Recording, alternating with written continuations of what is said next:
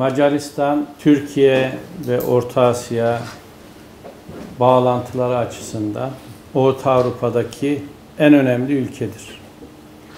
Bu anlamda tabii ki Türk dünyasında hem Cumhurbaşkanımızın, Macar Cumhurbaşkanımızın yaptığı çalışmalar hem de Başbakanımızın yaptığı çalışmalar son derece bizim için önemlidir.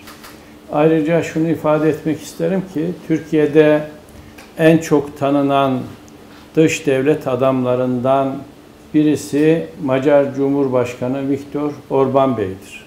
Венгрии очень горды тем, что в начале XX века много венгров работали в Анкаре и помогали президенту Турецкой Республики Кемалу Ататюрку.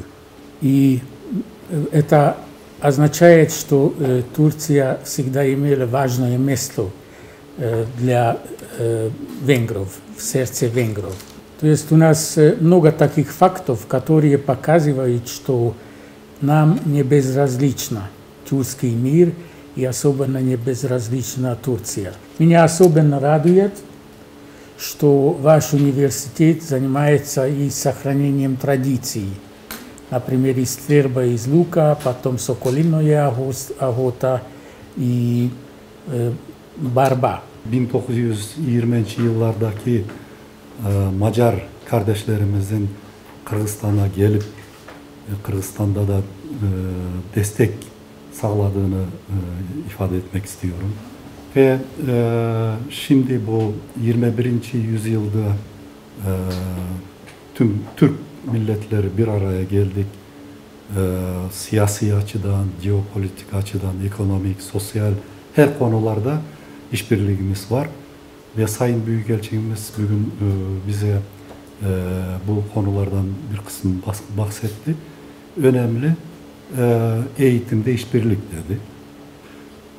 Biz Türk insanları olarak önemli düşünüyoruz gençleri ve gençlere gelecekte eğitim verip en modern eğitim verip güvenlik kendilerine